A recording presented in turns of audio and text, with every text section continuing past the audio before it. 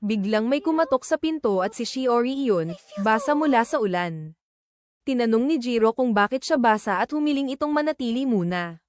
Sinabi niya ang pangalan nito at sumandal para halikan, pero narinig niya ang boses ni Akari kasabay ng malakas na katok. Inutusan siya ni Akari na magmadali at pumasok ito, niyakap siya at sinabing gusto niyang manatili siya rito para sa gabi. May nilapitan silang babae na mukhang insekto pero demonyo pala iyon, at biglang sumigaw si Akari sa takot. Sinabi niya kay Jiro na ginagawa niya raw ito dahil may nagsabi sa kanya na nanonood daw sila ng horror movies para tumaas ang points nila.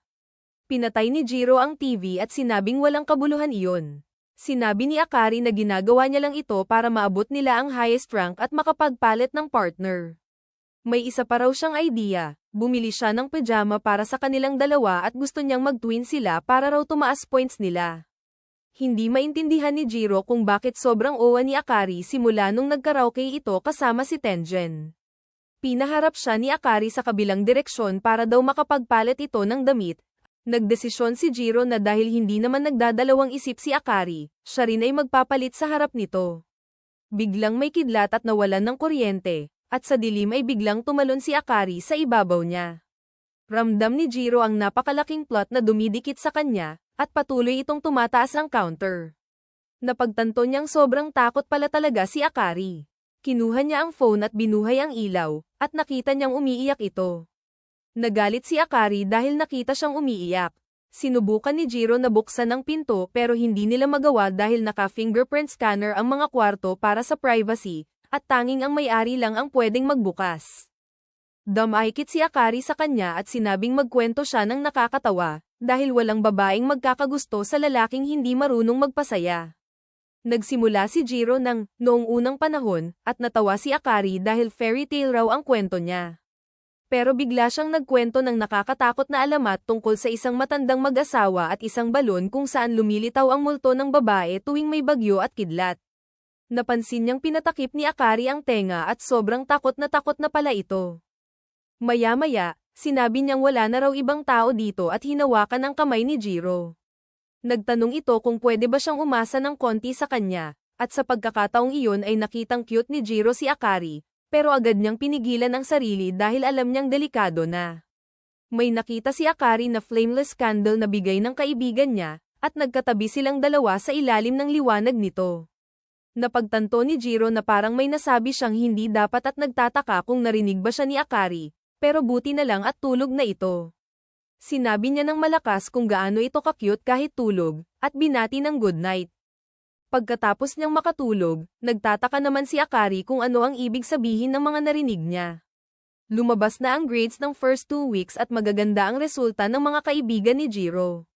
Pagtingin ni Akari sa board, nasa E-rank pa rin sila, ang pinakamababa.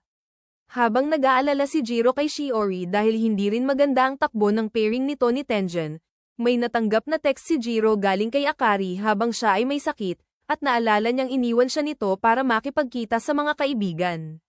Naisip niya kung si Shiori kaya ay aalagaan siya. Sana raw ay umuwi ng maaga si Akari para sa kanya kahit kunwari lang silang mag-asawa. May tumunog na doorbell at excited siyang nag-isip na si Akari iyon, pero si Shiori pala ang nasa labas. Samantala, kasama ni Akari ang mga kaibigan niya pero parating inaantok. Pinagtawanan siya ng mga ito at sinabing si Tengen siguro ang iniisip niya, at ang texture daw ng pancakes ay parang tunay na halik. Biglang naalala ni Akari ang halik nila ni Jiro at sinabing mali ang mga kaibigan niya. Nagtaka ang mga ito kung bakit alam na alam niya, at nagalit naman si Akari dahil hindi niya maintindihan kung bakit palagi niyang naiisip si Jiro. Bumili si Shiori ng mga gamit para kay Jiro, pero sinabi nitong si Akari ang nag-utos sa kanya na tulungan ito. Labis na nagpasalamat si Jiro kay Akari sa pagiging best wingman.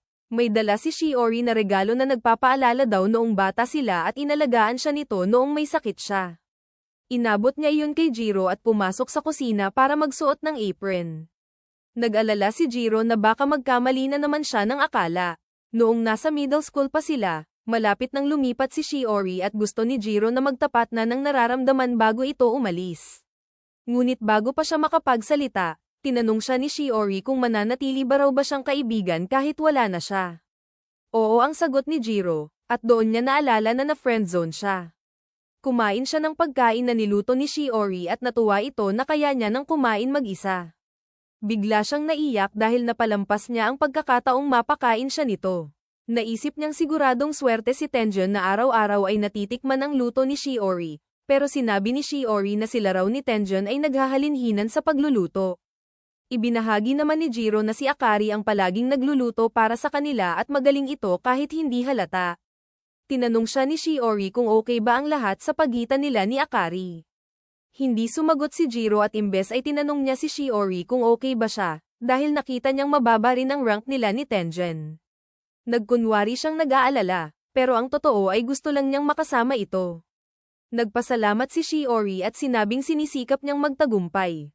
Sinabi pa niya na sana si Jiro na lang ang naging asawa niya, pero biro lang daw iyon at tatayo na sana.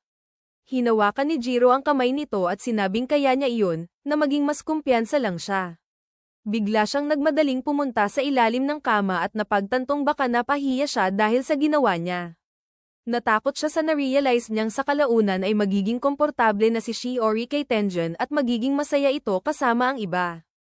Habang natutulog si Jiro, sinabi ni Shiori na sobrang saya niya na tinawag siya nito sa pangalan niya sa wakas, at sumandal ito sa kama niya.